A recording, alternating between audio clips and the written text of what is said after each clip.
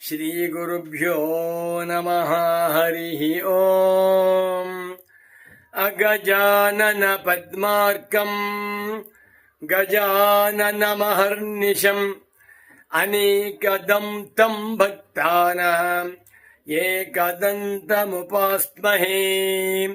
ಶಂಕರಂ ಶಂಕರಾಚಾರ್ಯಂ ಕೇಶವಂ ಬಾದರಾಯಣಂ ಸೂತ್ರಭಾಷ್ಯಕೃತೌ ವಂದೇ ಭಗವಂತೌ ಪುನಃ ಪುನಃ. ಶ್ರುತಿಸ್ಮೃತಿಪುರಾಣಾನಾಂ ಆಲಯಂ ಕರುಣಾಲಯಂ ನಮಾಮಿ ಭಗವತ್ಪಾದಶಂಕರಂ ಲೋಕಶಂಕರಂ. ವಂದೇ ತಂ ಸಚ್ಚಿದಾನಂದಂ ಯತಿವರ್ಯಂ ಮಹಾಮತಿಂ ವೇದ ವೇದಾಂತಸಾರಜ್ಞಂ ಸದ್ಗುರುಂ ಪ್ರಣತೋಸ್ಮ್ಯಹಂ. ಶ್ರೀಗುರುಂ ಪ್ರಣತೋಸ್ಮ್ಯಹಂ. ಸದಾಹಂ ಸಂಪ್ರದಾಯಜ್ಞಂ ಸಂಯಮೀಂದ್ರಂ ಸದಾಶ್ರಯಂ ಸದ್ಗುರುಂ ಸಚ್ಚಿದಾನಂದಂ ಸದಾಚಾರಂ ಸಮಾಶ್ರಯೇ. ಶ್ರೀಮಚ್ಛಂಕರ ಭಗವತ್ ಪೂಜ್ಯ ಪಾದ ಮಹಾಸದ್ಗುರುಭ್ಯೋ ನಮಃ.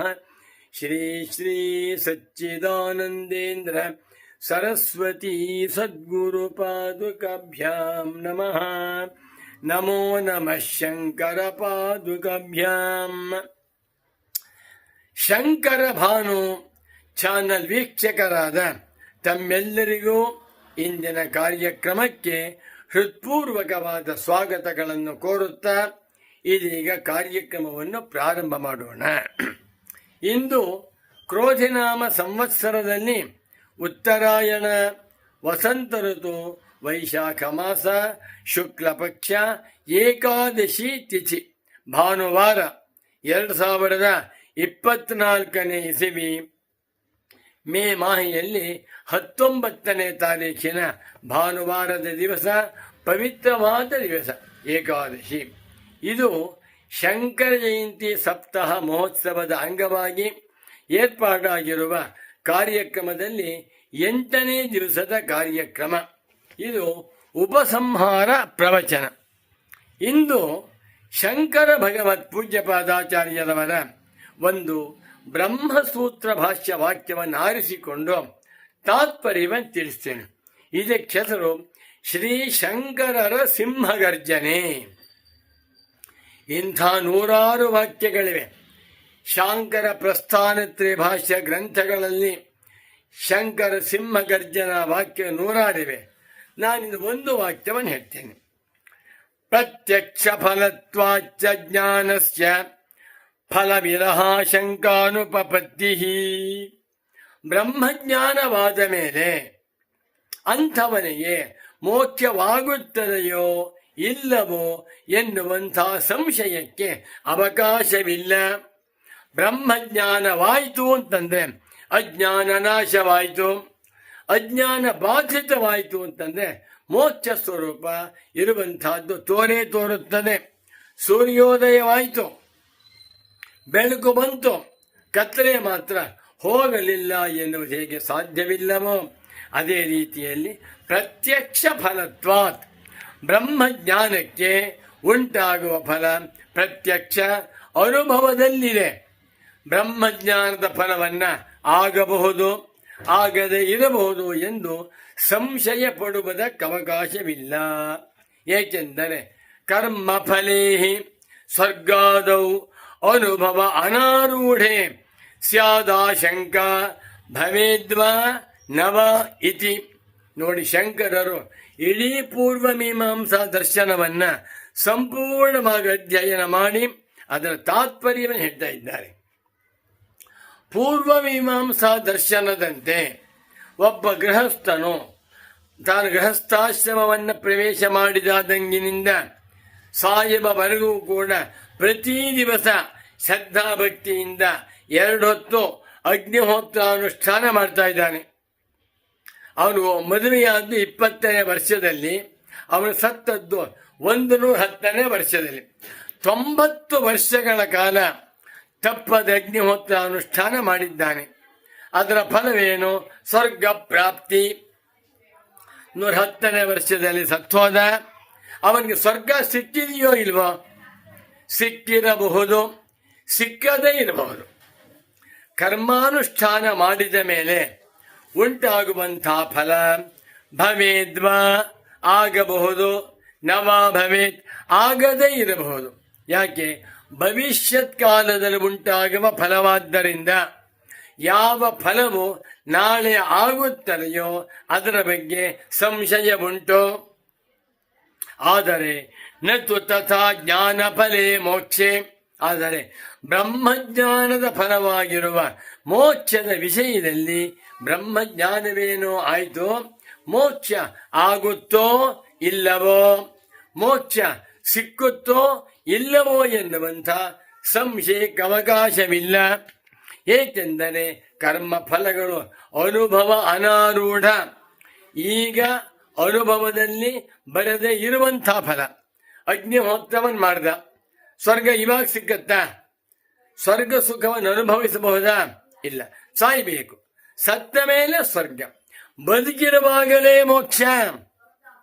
ಇದು ಶಂಕರ ಭಗವತ್ ಪೂಜ್ಯ ಪಾದಾಚಾರ್ಯರ ಸಿಂಹಗರ್ಜನೆ. ತಮೇವಂ ವಿದ್ವಾನ್ ಅಮೃತಃ ಇಹ ಭವತಿ ಎಂದು ಶ್ರುತಿ ಹೇಳ್ತಾ ಇದೆ.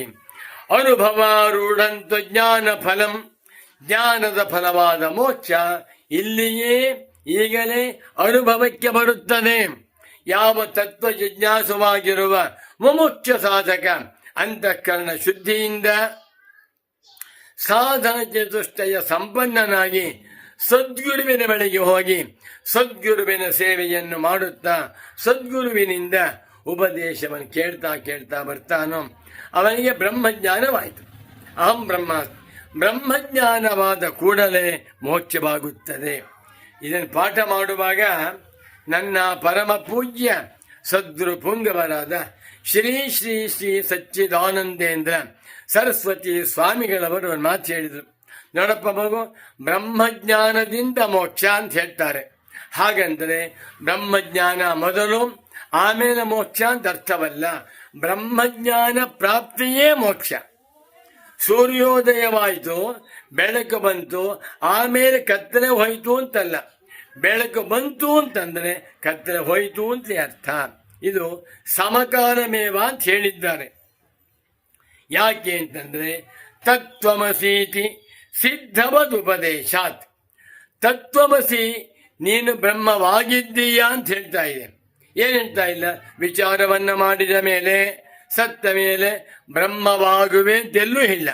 ಉಪನಿಷತ್ತುಗಳಲ್ಲಿ ತಮೇವಂ ವಿದ್ವಾನ್ ಅಮೃತಃ ಭವಿಷ್ಯತಿ ಅಲ್ಲ, ಅಮೃತಃ ಯಭವತಿ ಸಯೋಹಮೈ ತತ್ಪರಮಂ ಬ್ರಹ್ಮ ವೇದ ಬ್ರಹ್ಮೈವ ಭವಿಷ್ಯತಿ ಅಲ್ಲ, ಬ್ರಹ್ಮೈವ ಭವತಿ, ಬ್ರಹ್ಮವೇ ಆಗಿದ್ದಾನೆ, ಬ್ರಹ್ಮವಾಗಿದ್ದೇನೆ ಅಂತ ತಿಳ್ಕೊಂಡ ಮೋಕ್ಷವಂತಾನೆ ಅಂತ. ಆದ್ದರಿಂದ ಕರ್ಮೋಪಾಸನಾದಿಗಳ ಫಲಗಳ ವಿಷಯದಲ್ಲಿ ಮುಂದಾಗಬಹುದು ಎನ್ನುವಂಥ ಸಂಶಯವುಂಟು. ಆದರೆ ಬ್ರಹ್ಮಜ್ಞಾನದ ವಿಷಯದಲ್ಲಿ ಬ್ರಹ್ಮಜ್ಞಾನವಾದ ಮೇಲೆ ನಾನು ಮುಕ್ತನಾಗುತ್ತೇನೆಯೋ ಮುಕ್ತನಾಗುವುದಿಲ್ಲವೋ ಎನ್ನುವಂಥ ಸಂಶಯಕ್ಕೆ ಅವಕಾಶವಿಲ್ಲ.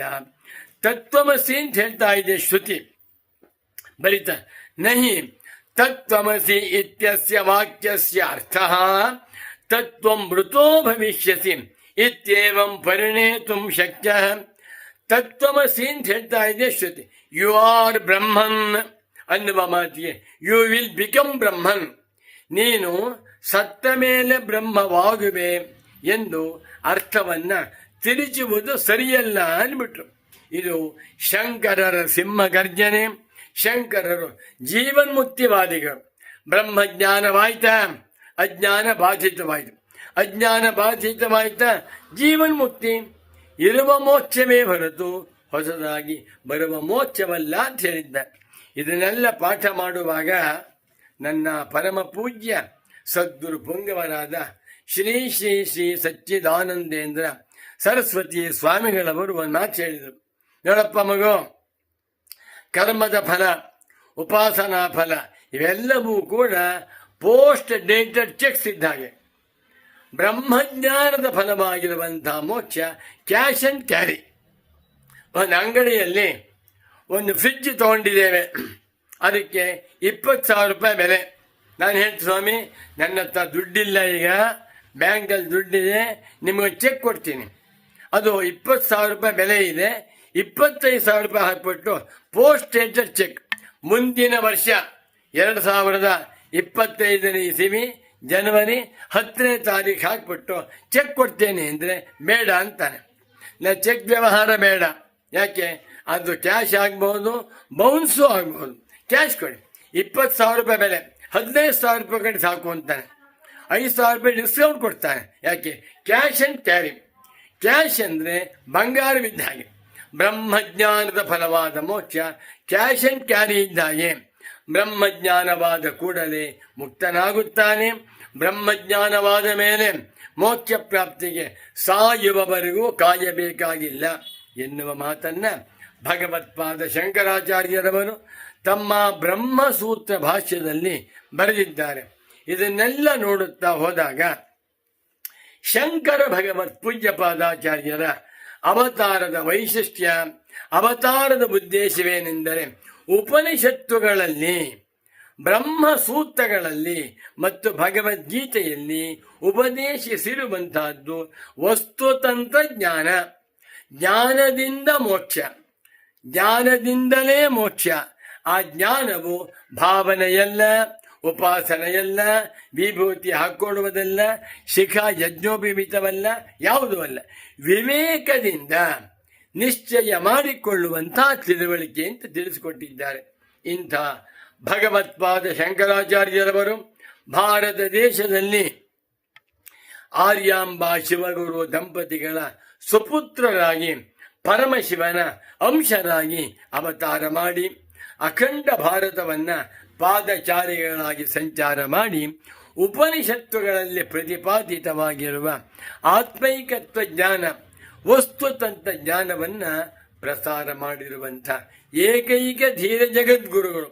ಅಂಥ ಜಗದ್ಗುರು ಭಗವತ್ಪಾದ ಶಂಕರಾಚಾರ್ಯರವರ ಪರಮ ಪವಿತ್ರ ಪಾದಾರವಿಂದಗಳಿಗೆ ನಮಸ್ಕಾರವನ್ನು ಮಾಡುತ್ತಾ, ಭಗವತ್ಪಾದ ಶಂಕರಾಚಾರ್ಯರ ಅನುಗ್ರಹದಿಂದ ಎಲ್ಲ ಮಾನವರಿಗೂ, ಎಲ್ಲ ಮುಮುಕ್ಷುಗಳಿಗೂ, ಎಲ್ಲ ಸನ್ಯಾಸಿಗಳಿಗೂ, ಎಲ್ಲ ತತ್ವ ಜಿಜ್ಞಾಸು ಸಾಧಕರಿಗೂ ಈ ವಸ್ತುತಂತ್ರ ಬ್ರಹ್ಮಾತ್ಮ ಜ್ಞಾನ ಉಂಟಾಗಲಿ, ಎಲ್ಲರೂ ಮುಕ್ತರಾಗಲಿ ಅಂತ ತಿಳಿಸುತ್ತಾ ಈ ಶಂಕರ ಸಪ್ತಾಹದ ಪ್ರವಚನ ಮಾಲಿಕೆಯನ್ನ ಇಲ್ಲಿಗೆ ಸಂಪನ್ನಗೊಳಿಸುತ್ತಿದ್ದೇನೆ.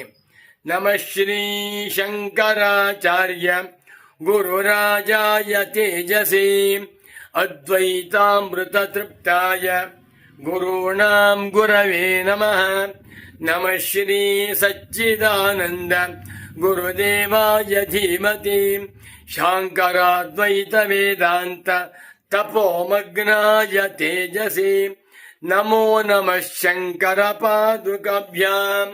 ಓಂ ಶಾಂತಿ ಶಾಂತಿ ಶಾಂತಿ.